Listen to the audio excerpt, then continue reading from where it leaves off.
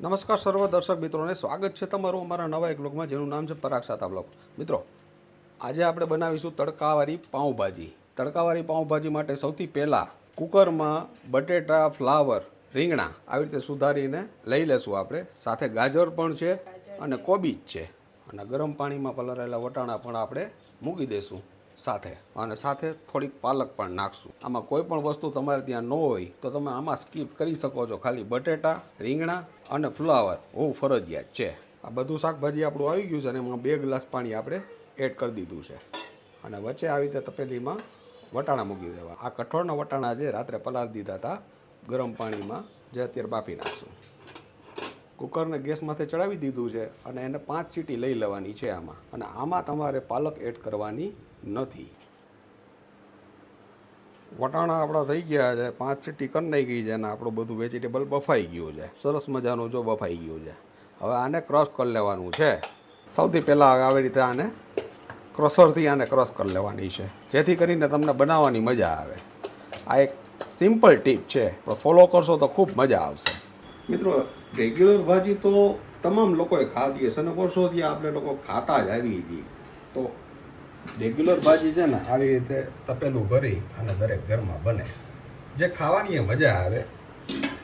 પણ સાહેબ, આપણે માણસ છીએ, 50 વર્ષથી આપણે એકને એક વસ્તુ ખાઈ છીએ. તો હવે આપણે કંઈક ચેન્જ જોઈને તો એના માટેનું એક સરસ મજાનું ટ્વિસ્ટ તમારા માટે લઈને આવી ગયો છું અને દરેક વસ્તુ તૈયાર કરીને રાખી દીધી છે. જો આજે ટમેટાની પ્યુરી જે 2 નંગ લીધા છે, આદુની પેસ્ટ છે, ગરમ મસાલો છે, ડુંગળી છે, પાલક છે અને બાફેલું શાકભાજી લઈ લીધું છે અને મટર છે અને મસાલા બધા. ઓકે, તો ચાલો હવે ફટાફટ સ્ટાર્ટ કરી દઈએ. આપણે આજે બનાવવાના છીએ તડકાવાળી ભાજી, જે 1 મિનિટનો પણ તમારો ટાઈમ બગાડ્યા વગર હું ચાલુ કરી દઉં છું. અને તડકાવાળી ભાજીમાં છે ને તેલ સાવ નોર્મલ આવશે. ખાલી 1 પાવડું તેલનું લીધું છે, જોઈએ. ચાલો સાહેબ, આપણું તેલ થઈ ગયું છે. એમાં સૌથી પહેલાં છે ને આપણે 1 નંગ કાંદા નાખી દઈશું. કાંદા આવા ઝીણા સુધારી નાખ્યા છે અમે, આને ખાવાની મજા આવે છે. ચાલો, ડુંગળીની સાથે જ આપણે પાલક ઉમેરી દઈશું. સાહેબ, આ નાખજો, આ કરવા જેવી બાબત છે અને ખાવાની ખૂબ મજા આવશે. હવે સૌથી પહેલાં કામ જે કરવાનું છે ને તે આપણે પાલકને સાતળવાનું કરવાનું છે. ડુંગળી સાથે છે ને પાલક આપણી ગોતરાઈ જશે. પાલકને ખાતા બહુ વાર નથી લાગતી, બરાબર છે, પણ એક અલગ ટેસ્ટ આવશે અને ખાવાની મજા આવશે. અને ગેસ છે ને બને ત્યાં સુધી ફાસ્ટ જ રાખજો. ફાઇનલી તમે જોઈ શકો છો પાલક આપણી ઓલરેડી થઈ ગઈ છે અને 2 મિનિટ જ થઈ જાય આને ખાતા. હવે નાવ ધીસ ટાઈમ આ સ્ટેજે આપણે આમાં છે ને આદુ લસણની પેસ્ટ નાખી દઈશું. આ 2 પ્લેટ ભાજી બને છે 2 જણા માટે. ચાલો, આદુ લસણની પેસ્ટ આપણી થઈ ગઈ છે. આ સ્ટેજે આપણે આમાં બાફેલું શાકભાજી નાખી દઈશું.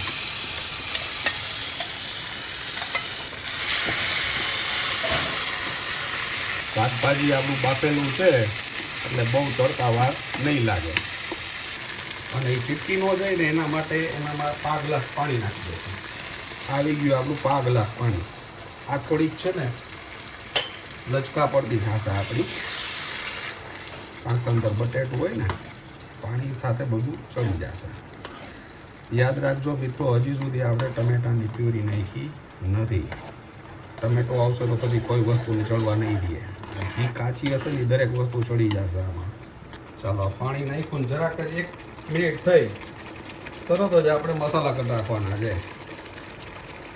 મસાલા કરવા ટાણે ગેસ કરી નાખશું આપણો ધીમો. કલર માટે હળદર, 1 ચમચી મરચું નાખ્યું છે, અડધી ચમચી હળદર નાખી છે, ધાણા જીરું 1 ચમચી. ચલાવી લઈશું.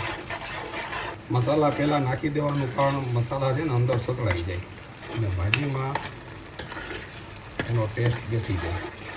અને જોવો લો, કલર આવવાનો ચાલુ થઈ ગયો છે. હજી આમાં મીઠું નાખ્યું નથી, મીઠું છેલ્લે નાખવાનું. આ એક સિક્રેટ વસ્તુ છે, શાકભાજી બધા ચડી જશે. હવે આ સ્ટેજે આપણે હવે આમાં ટમેટાની પ્યુરી ઉમેરી દઈશું. મસાલા આપણા સતળાઈ ગયા છે અને બધું કમ્પ્લીટ થઈ ગયું છે. મીડિયમ સાઇઝના 4 ટમેટાની પ્યુરી છે, એટલે કે મીડિયમ સાઇઝ હતી અમારે ત્યાં, એટલે મોટા ટમેટા હોય તો 2 ટમેટા લેજો.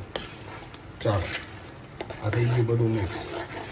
હવે ફાઇનલી લાસ્ટમાં છે ને, હવે મીઠું આવશે. આ મીઠું આવી ગયું, નાખીને થોડુંક ચલાવી લઈએ આપણે. અને આ છે પિંચ ઓફ સુગર, જે દરેક શાકભાજી અને તીખાશને બધું બેલેન્સ કરવા માટે આ નાખવાથી તમારા બધા શાકભાજી અને શાક છે ને એ બધા બહાર નીકળશે. તમે જોઈ શકો છો એકદમ કન્સિસ્ટન્સી જો આપણી, બસ આ જ જોઈ છે કન્સિસ્ટન્સી આપણે છે ને એકદમ સહેલી. આ ભાજી આપણી ઓલરેડી રેડી થઈ ગઈ છે. હવે આ સ્ટેજે છે ને એમાં મરચાં ઉમેરી દઈશું, ગ્રીન મરચાં. ફાઇનલી મિત્રો તમે આ કન્સિસ્ટન્સી જુઓ, આમાં મરચાંથી માંડીને બધી વસ્તુ આવી ગઈ છે. હવે એક વસ્તુ બાકી છે, જે છે આ વટાણા. આ વટાણા લાસ્ટમાં એડ એટલા માટે કરવાના કે મોઢામાં આવે. આપણે સરસ મજાના વટાણા તો બાકી લીધા હતા, લાસ્ટમાં એડ કરવાની કારણ જ આ. તમે કહેશો વરાગભાઈ આ બધું તો તમે બતાવ્યું, પણ હજી આમાં જમાવટ નથી થતી. ભાઈ જમાવટ થશે અને ખાવાનું મન થઈ જાય ને એવી જમાવટ થશે.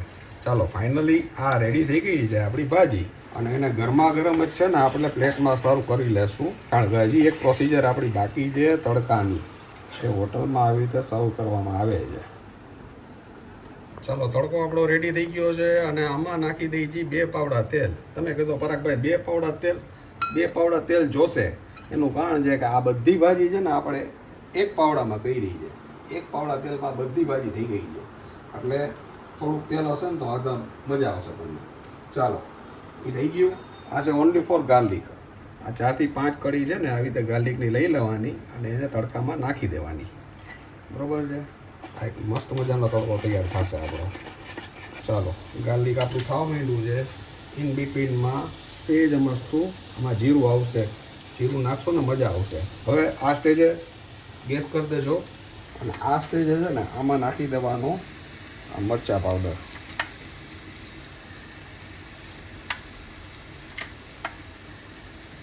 મસ્ત મજાની સુગંધ આવે છે લસણની અને મરચાંની.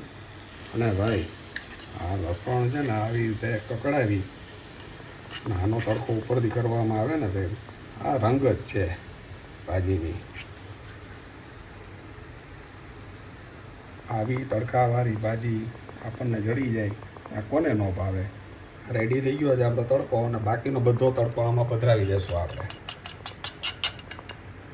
અને finally last not for the least, કોથમરી વગર તો બધું હરતું હો ભાઈ.